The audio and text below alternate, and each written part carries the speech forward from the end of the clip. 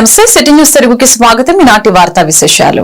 జాతీయ స్థాయి గుర్తింపు పొందిన నేషనల్ మజ్దూర్ యూనియన్ ఎన్ఎంయు సంస్థలోని గుడివాడ ఆర్టీసీ డిపోలో వైఎస్ఆర్ యూనియన్ ఉద్యోగులు ఎన్ఎంయులోకి Gudivada general secretary president Madan Mohan Rao ఆధ్వర్యంలో 60 మందికి పైగా నేషనల్ మజ్దూర్ యూనియన్ లో జాయిన్ అయ్యారు.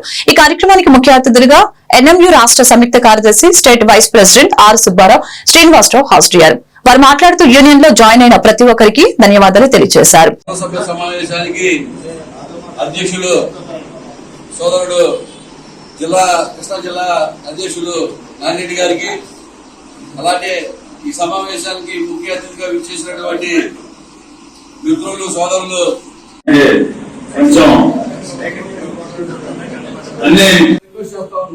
మనందరి మీద బాధ్యత ఉంది. ఈ రోజు టైం మారిపోయింది. ఇదివరకు మాసాలు ఈ రోజు మీటింగ్ అంటే మరి సోదరులు మీరు ఫోన్ చేస్తే భయపడతా ఉన్నారు. అంటే అందుకోవచ్చు మొదలైతే నిలబెట్టాలండి. అప్పుడు ఏదైనా గేట్ మీటింగ్ ఉందంట చూడండి ఒకసారి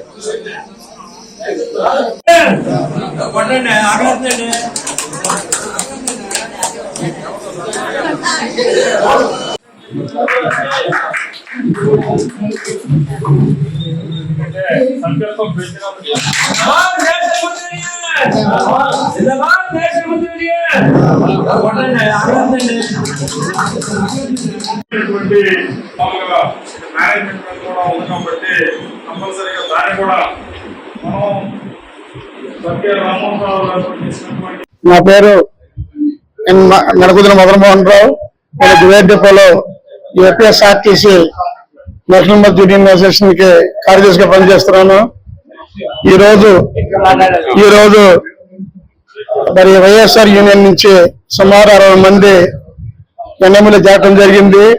దానికి కారణం దేనికంటే మరి మా రాష్ట్ర ప్రభుత్వం రాష్ట్ర నాయకత్వం కార్మికుల కోసం చేస్తున్నటువంటి వివిధ కార్యక్రమాల గురించి బలోపేతం చెంది వాళ్ళ ఆసక్తి చెంది ఆ యూనియన్ వీడి మా యూనియన్ జాయిన్ అయ్యారు. ఈ సందర్భంగా ఈ మీటింగ్ ఏర్పాటు జరిగింది. అలాగే మేము ప్రభుత్వానికి కోరుకున్నది ఒకటే, మేము కూడా ప్రజలుగా గుర్తించి మరి ఏదైతే ఉచిత బస్సు అనేది ప్రజల కోసం పెడుతున్నారో అది ఎక్కువ పల్లెలు బస్సు కాబట్టి ఎక్కువ పల్లె బస్సులు పెంచి తద్వారా కార్మికులు పెంచి తద్వారా ప్రభుత్వానికి మంచి చేస్తామని కోరుకుంటూ మరి కార్యక్రమం చేసినటువంటి కార్మికులందరికీ సహకరించే మీడియా వాళ్ళకి రాష్ట్ర నాయకత్వానికి కూడా ముఖ్యంగా మహిళా మండలికి కూడా డిపో కమిటీ తరఫున ధన్యవాదాలు తెలియజేస్తున్నాం. Thank you all of you. నా పేరు ఆర్ సుబ్బారావు, రాష్ట్ర సంయుక్త కార్యదర్శి నేషనల్ మజ్దూర్ అసోసియేషన్. ఈ రోజున ముఖ్య ఉద్దేశం మరి ఏదైతే గుడివాడ ఏపీఎస్ఆర్టీసీ డిపోలో వైఎస్ఆర్ యూనియన్ క్లోజ్ చేసి సుమారు 60 మంది నేషనల్ మజ్దూర్ యూనియన్ అసోసియేషన్ లో చేరిన సందర్భంలో మరి ఈ రోజున ఇక్కడ కార్యక్రమం నిర్వహించడం జరిగింది. మరి ఏదైతే కార్మికులకు రావాల్సినటువంటి సదుపాయాలని ఏదైతే ముందు 119 సర్క్యులర్ కానీ ఉద్యోగ భద్రత సర్క్యులర్ కానీ అదేవిధంగా ఉద్యోగస్తులు ఏదైతే ఇబ్బంది పడుతున్నారో ఆర్టీసీ కార్మికులు ఈ రోజున హెల్త్ పర్పస్ మీద ఈహెచ్ఎస్ కార్డుల వలన ఏదైతే ఇబ్బంది పడుతున్నారో దాన్ని కూడా ప్రభుత్వం దృష్టికి తీసుకెళ్తాం. అదేవిధంగా ముఖ్యంగా మహిళా సోదరి మనులకి ఏదైతే ఉచిత బస్సు నిర్ణయాన్ని ఏపీఎస్ఆర్టీసీ నేషనల్ మజ్దూర్ యూనియన్ స్వాగతిస్తుంది. వారికి మంచి సేవ కూడా చేస్తామని కూడా మనవి చేస్తూ దానికి అనుగుణంగానే మరి ఏదైతే ఆర్టీసీలో కొత్త బస్సులు కొనాలని చెప్పి కూడా ప్రభుత్వానికి విజ్ఞప్తి చేస్తున్నాం. ముఖ్యంగా పల్లె వెలుగు బస్సులు కొంటే ఆర్టీసీ పురోభివృద్ధికి దోహదపడుతుంది. ఎందుకంటే మహిళలు అందరూ కూడా బస్సులు ఎక్కితే వారితో పాటు. నా పేరు Srinivasa Rao, national Mazdoor state vice president. ఈరోజు ఏదైతే గుడివాడ డిపోలో ఏపీఎస్ఆర్టీసీ నేషనల్ మజ్దూర్ అధ్యక్షులు రమణారెడ్డి గారు, ప్రధాన కార్యదర్శి శ్రీనివాస్ గారి కార్మికుల పట్ల చూపుతున్న శ్రద్ధ, పరిష్కరించిన సమస్యల పట్ల ఆకర్షితులై వైఎస్ఆర్సీపీ క్లోజ్ చేసి మా యూనియన్లో వచ్చిన సందర్భంగా ఈ మీటింగ్ ఏర్పాటు చేసిన దానికి రావడం జరిగింది.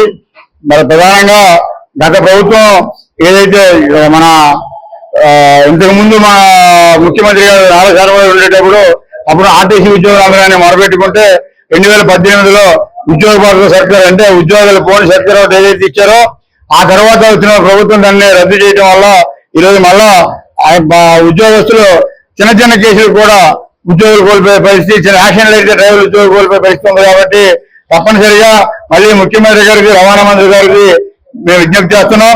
తప్పనిసరిగా ఆ రోజు మీరు ఏదైతే సర్క్యులర్ని ఇచ్చారో సర్క్యులర్ 2018 సర్క్యులర్ని అమలు జరపాలని ఈ సందర్భంగా విజ్ఞప్తి చేస్తా ఉన్నాం. మరి ముఖ్యంగా ఏదైతే మహిళలకు సంబంధించి ఫ్రీ ఇస్తున్నారో దానివల్ల గుడివాడ స్థానిక శాసనసభ్యులు వెనిగండ్ల రాము ఈ రోజు గుడివాడలోని ఏజీకే మున్సిపల్ స్కూల్ పక్కన ఉన్న అన్నా క్యాంటీన్ కి శంకుస్థాపన చేశారు. ఈ సందర్భంగా ఆయన మాట్లాడారు. అన్న ఎన్టీఆర్ పేరు మీద స్థాపించినటువంటి అన్నా క్యాంటీన్ ను అప్పుడు ముఖ్యమంత్రిగా ఉన్న చంద్రబాబు నాయుడు తెలుగుదేశం ప్రభుత్వంలో ప్రారంభించడం జరిగిందని తెలిపారు.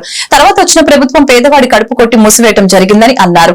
మన ప్రభుత్వం పేదలకు అండగా ఉంటుందని, పేదవారి కోసం తప్పిస్తుందని, కావున ఒక పండగ వాతావరణంలో వచ్చే నెలలో ప్రారంభిస్తామని తెలియజేశారు. ఈ కార్యక్రమంలో మాజీ ఎమ్మెల్యే జనసేన ఇన్ఛార్జి బోరుగడ్డ శ్రీకాంత్ తదితరులు పాల్గొన్నారు.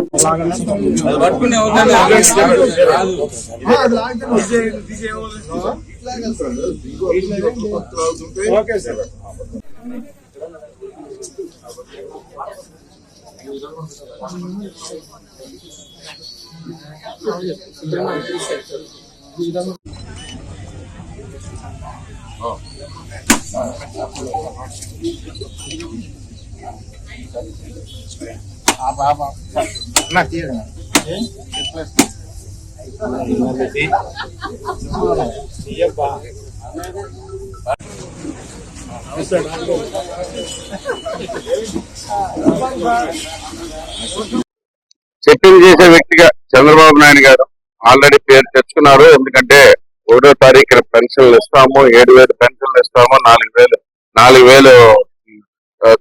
1000 పెంచి పెన్షన్లు పాత 3 నెలలు కలిపి మొత్తం 7,000 పెన్షన్లు ఇస్తామని చెప్పేసి చెప్పడం జరిగింది. దానికి తగ్గట్టుగానే మొట్టమొదటిగా వచ్చి రాగానే ఆయన ఆ దేశం తీసుకుని 1వ తారీఖు ఎంత కష్టమైనా కానీ అప్లై చేశారు. అదే రకంగా పేదవాడికి అన్నం పెడతాం అనేది మాకు అన్న ఎన్టీ రామారావు గారు నేర్పిన చాలా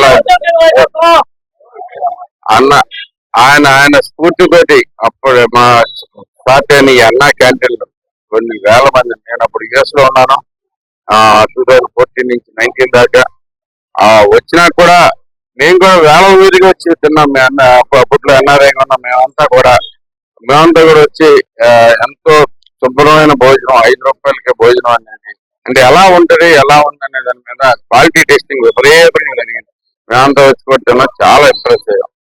ఇంత నాణ్యమైన భోజనం 5 రూపాయలకి ఇవ్వటం అనేది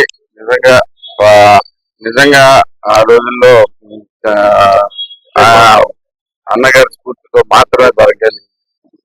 అలాంటిది ఇన్ని రోజులు ఆపేసి పేదవాడు కడుపు కొట్టినా గానీ బాబు గారు చెప్పినట్టుగా వచ్చిన వెంటనే అన్నా క్యాంటీన్లు స్టార్ట్ చేయడానికి శ్రద్ధ తీసుకుంటా ఉన్నాం. ఆగస్టు 15 నుంచి అన్నా క్యాంటీన్లు స్టార్ట్ అయిపోతున్నాయి. ఈ లోపు ఇక్కడ ఉన్న అన్నా క్యాంటీన్లో మూతపడటమే కాకుండా, పాడు చేయటమే కాకుండా ఉన్న సామాగ్రి మొత్తాన్ని కూడా తరలించేసిన పరిస్థితి. ఇప్పుడు ఈ అన్నా క్యాంటీన్లు అన్ని బాగు చేసే కార్యక్రమం మొదలెట్టాం.